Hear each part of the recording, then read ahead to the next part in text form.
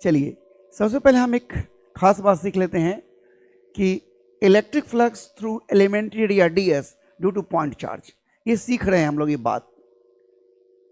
Electric flux through elementary area ds due to point charge Q। Point charge Q की वजह से elementary area ds से electric flux हम सीखने जा रहे हैं। हाँ बैजू का कुछ कमेंट आ रहा है आप ही से, और क्या? हाय सर, अच्छा 12 पास हूँ, अच्छा ओके ओके ओके ओके। चलिए तो देखिए, एक पॉइंट चार्ज Q बना लेते हैं। ये पॉइंट चार्ज Q है, इसके चलते यहां से ध्यान दीजिएगा, यहां से r दूरी पर किसी पॉइंट P पर एक एलिमेंट्री एरिया, एक छोटा सा एरिया, ध्यान दीजिएगा एलिमेंट्री एरिया, ये देखिए ये एक एरिया है, छोटा सा एरिया। इस एरिया का डायरेक्शन हमेशा सरफेस के लंबवत बाहर की ओर होता है। याद रखिएगा जो नए बच्चे हैं, एरिया का डायरेक्शन सरफेस के परपेंडिकुलर बाहर की ओर होता है, ठीक है। इसीलिए एरिया यहाँ पर जो छोटा सा दिख रहा है ये हमारा है एलिमेंट्री एरिया ds, ये हमारा एलिमेंट्री एरिया ds, और इसका डायरेक्शन देखिए इधर है, जो कैप लगा हुआ ना डायरेक्शन बता रहा है। और ये यहां पर ध्यान दीजिएगा, यहां पर इस पॉइंट चार्ज Q की वजह से इलेक्ट्रिक फील्ड E इस दिशा में होगा और बीच का एंगल थीटा है, देख रहे हैं आप। तो electric flux through elementary area ds क्या होता है, ध्यान दीजिएगा। हाँ लिखेंगे हम यहां electric flux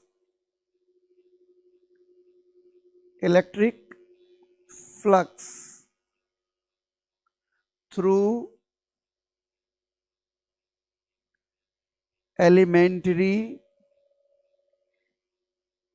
area ds due to, through elementary area ds क्या होगा, ध्यान दीजिएगा, इक्वल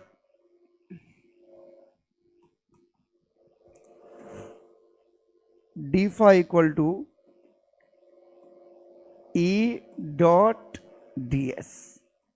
इसको तोड़ने पर क्या आता है, E ds cos, और E और ds के बीच का एंगल कितना है, थीटा।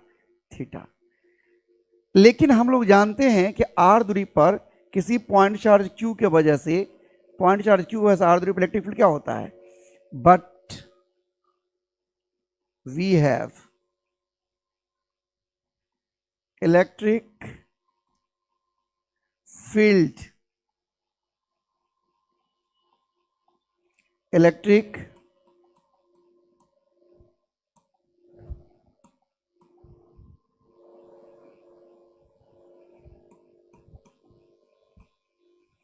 ध्यान दीजिएगा,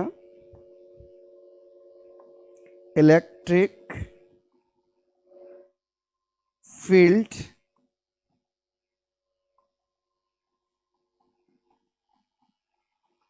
due to point charge Q at distance r क्या होता है, E equal to Q upon 4 pi epsilon naught r square. ये हम लोग जानते हैं कि किसी पॉइंट चार्ज Q के चलते r दूरी पर इलेक्ट्रिक फील्ड का मान Q upon 4 pi not r square है।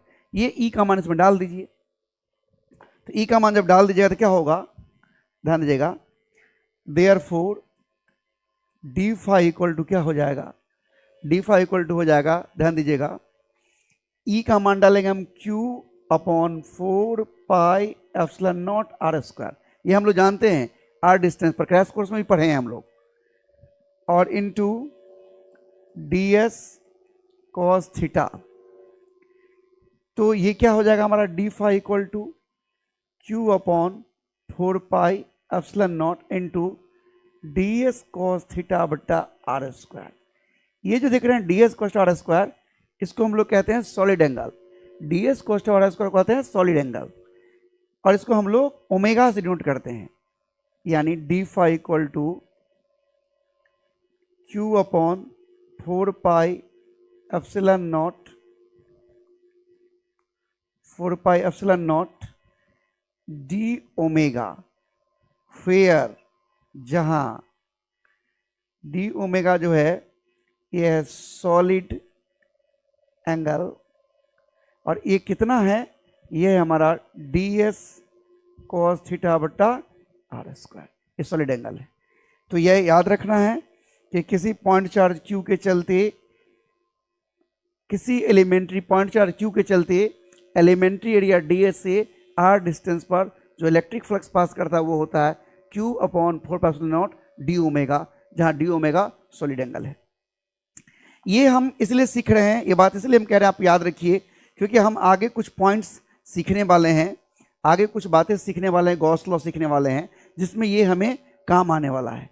यहाँ पर एक दो पॉइंट्स बना देते हैं, इसको याद रखना है आपको, ये याद रखना है। चूंकि क्रैश कोर्स है, रेगुलर बैच में ये सब प्रूफ करके दिखाया जाता है, पर क्रैश कोर्स में तो मुझे एग्जाम के हिसाब से चलनी है। ओके ओके, हाँ प्रिंस कुमार साहू, ओके ओके। तो ध्यान दीजिएगा, solid angle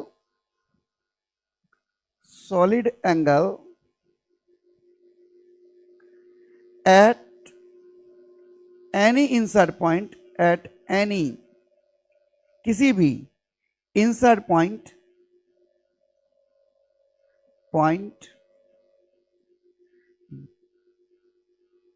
of a closed surface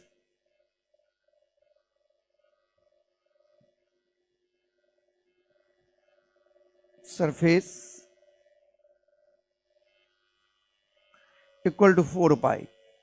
किसी क्लोज सरफेस के अंदर वाले पॉइंट पर सॉलिड एंगल जो होता है वो 4 पाई होता है, याद रखिएगा, क्लोज सरफेस की वजह से। ये हमेशा याद रखना है, solid angle at any inside point of a close surface equal to 4 पाई।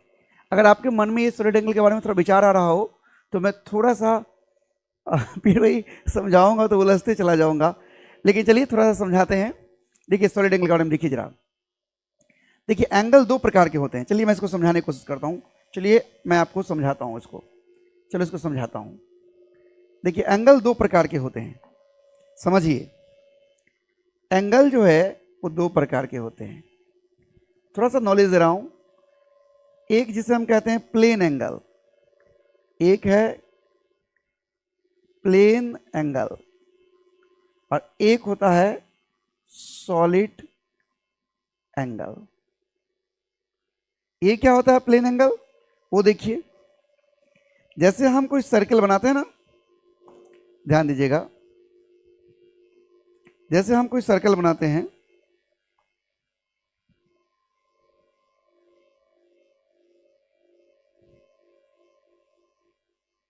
ये देखिए, ये हमने एक सर्कल बना लिया है।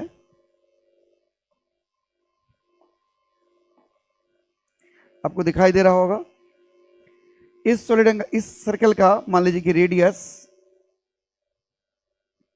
आर है। अभी देखिए यहां से यहां तक जो है इसका ये आर्क लेंथ है, चाप की लंबाई है।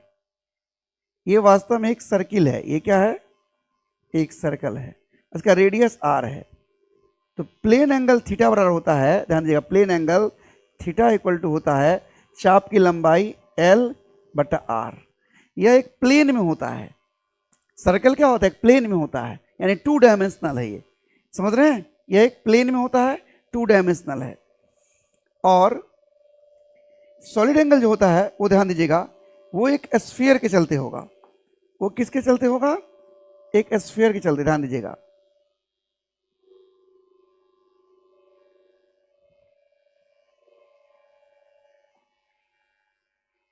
ये स्फीयर के चलते होगा, ध्यान दीजिएगा।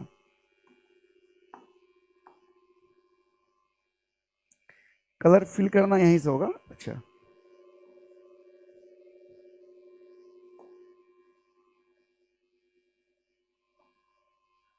चलिए, एक स्फीयर है, ये क्या है ध्यान दीजिएगा, यह एक स्फीयर है, स्फीयर।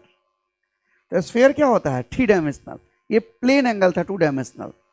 इसका ये ध्यान दीजिएगा, इस स्फीयर का एक छोटा सा हिस्सा आप चुनिए, एक एरिया है, देखिए ये एरिया, एरिया, और इसके सेंटर से आप इसको मिला दीजिए, सारे हिस्से को। तो यहां पर एक शंकु जैसा बनेगा, एक शंकु नुमा बनेगा। ये जो एंगल है, दिस एंगल, ये पूरा एंगल, ये दिस इज कॉल्ड, इसे हम कहते हैं, इसे कहते हैं हम सॉलिड एंगल, सॉलिड एंगल। ये क्या होता है, अगर मान लीजिए ये एरिया ए है, ये एरिया ए है और ये रेडियस आर है, तो सॉलिड एंगल बराबर होता है, ध्यान दीजिएगा, एरिया अब बट्टा रेडियस, रेडियस का स्क्वायर। सॉलिड एंगल बराबर होता है एरिया। कौन सा एरिया? जो एरिया सेंटर पर एंगल बना रहा है, जो एरिया, ध्यान दीजिए चित्र में देखिए, जो एरिया सेंटर पर एंगल सबटेंड कर रहा है, वो एरिया अब बट्टा रेडियस का स्क्वायर, ये होता है सॉलिड एंगल। तो क्लोज सरफेस में क्या होगा, ध्यान दीजिएगा, अगर क्लोज सरफेस की बात करेंगे हम, क्लोज सरफेस की बात करेंगे अगर हम, तो उसमें क्या होगा, ध्यान दीजिएगा, ये कोई क्लोज सरफेस है, मान लीजिए कोई क्लोज सरफेस है, ये कोई क्लोज सरफेस है। अब हमें इसके किसी पॉइंट पर सॉलिड एंगल हमको जानना है। मान लीजिए कि हमको इस पॉइंट पर सॉलिड एंगल जानना है, इस पॉइंट पर। तो इस पॉइंट के चारों ओर हम एक हाइपोथेटिकल स्फीयर खींच देंगे, ये एक स्फीयर खींच देंगे, एक स्फीयर बना देंगे, हाइपोथेटिकल मतलब काल्पनिक, काल्पनिक स्फीयर बना देंगे। और क्या करेंगे, इसके सेंटर से हम लाइंस डाइवर्ज करवाएंगे, सेंटर से, और वो लाइन इस क्लोज सरफेस को, इस क्लोज सरफेस को, क्लोज्ड सरफेस को टच करेगा, सरफेस के हर पॉइंट को टच करेगा। देखिए डाइवर्जिंग लाइन, फैलता हुआ लाइन। तो ध्यान दीजिएगा, इसके हर पॉइंट को, क्लोज सरफेस को टच करवाना है, इस ये पीला वाला को टच करवाना, हर जगह को, हर जगह को टच करवाएंगे। तो ये जो हमारा काल्पनिक स्फीयर है, उसका पूरा एरिया कट जाएगा। यानी कितना एरिया कट जाएगा, जैसे यहाँ पर एरिया जो कट रहा था, यहाँ पर वो ए था, यहाँ पर पूरा एरिया कट गया। यानी एरिया जो कट गया, एरिया इंटरसेप्टेड जो हो गया, ध्यान दीजिएगा, वो एरिया ए बराबर हो गया 4 पाई आर स्क्वायर, क्योंकि आर रेडियस का आपने इसको आर रेडियस का माना था, 4 पाई आर स्क्वायर। तो सॉलिड एंगल बराबर हो जाएगा ओमेगा बराबर solid angle, solid angle, solid angle, angle omega बराबर एरिया अबट्टा आर स्क्वायर। तो एरिया 4 पाई आर स्क्वायर अबट्टा में इसका रेडियस आर स्क्वायर कट जाएगा, ये क्या हो जाएगा, 4 पाई हो जाएगा। यानी हमने समझाया आपको कि किसी भी, ध्यान दीजिएगा, ये अलग है, इसको मत फिटिएगा, ये ऊपर का इधर है, इधर है। मैंने ये समझाया कि क्लोज सरफेस के अंदर में किसी पॉइंट पर सॉलिड एंगल 4 पाई होता है। ये आपको याद रखना है, क्योंकि ये याद नहीं रहेगा तो गॉस थ्योरम आपको समझ में नहीं आएगा। मैंने यहाँ पर ये समझाया, इसको याद रखना है कि solid angle at any point inside a close surface, solid angle, याद रखिएगा क्योंकि क्रैश कोर्स आप पढ़ रहे हैं। Solid angle at any inside point of a closed surface as 4 pi, याद रखिएगा, ये याद रखना है, ठीक है। और एक और बात समझ लीजिए यहां पर कि किसी भी क्लोज सरफेस से उसके बाहर में जो चार्ज स्थित होगा, उसके चलते इलेक्ट्रिक फ्लक्स 0 होता है। ये भी आपको ध्यान में रखना है, याद रखना है। Electric flux through close surface, ये पॉइंट याद रखना है, electric flux through close surface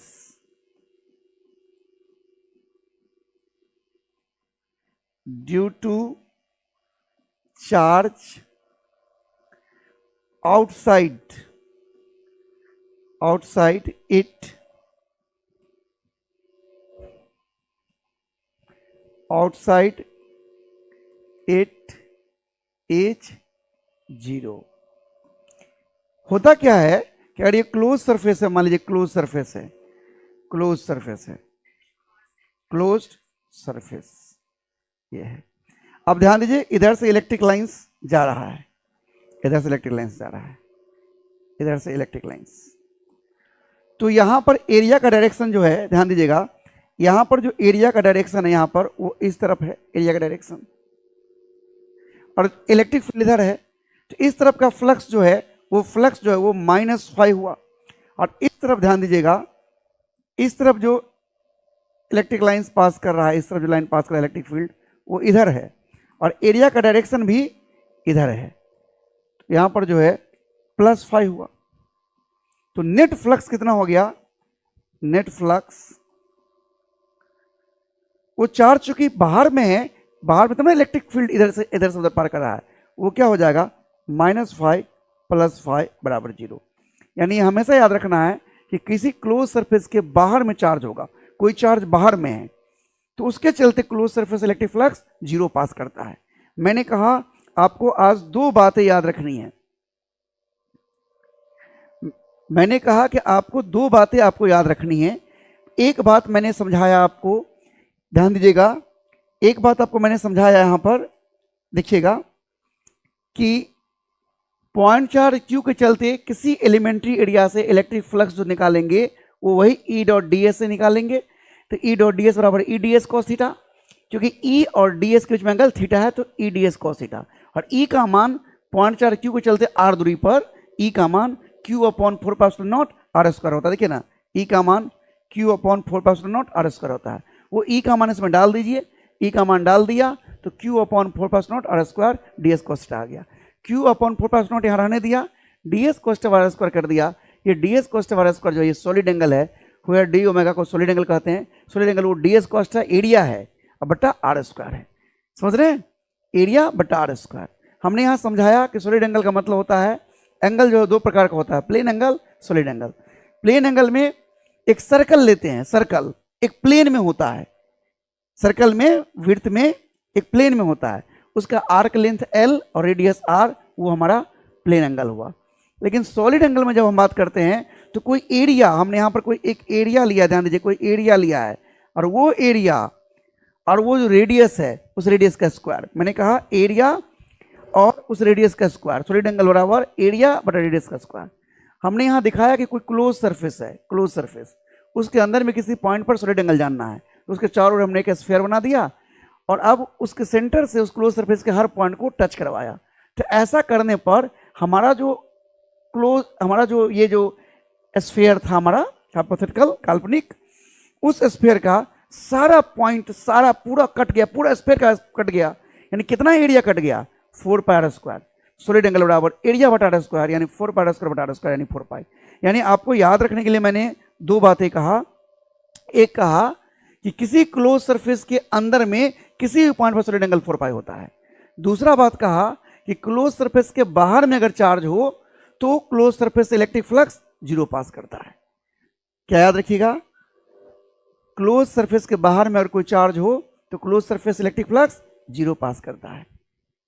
close surface के बाहर में कोई चार्ज हो तो क्लोज सरफेस इलेक्ट्रिक फ्लक्स 0 पास करता है। याद रहेगा? क्लोज सरफेस के बाहर में कोई चार्ज हो तो क्लोज सरफेस से इलेक्ट्रिक फ्लक्स 0 पास करता है। दूसरी बात, किसी क्लोज सरफेस के अंदर में कहीं पर भी उस क्लोज सरफेस से सॉलिड एंगल निकालेंगे तो 4π आएगा। किसी क्लोज सरफेस के अंदर में किसी पॉइंट पर सॉलिड एंगल निकालेंगे तो वो 4π आएगा।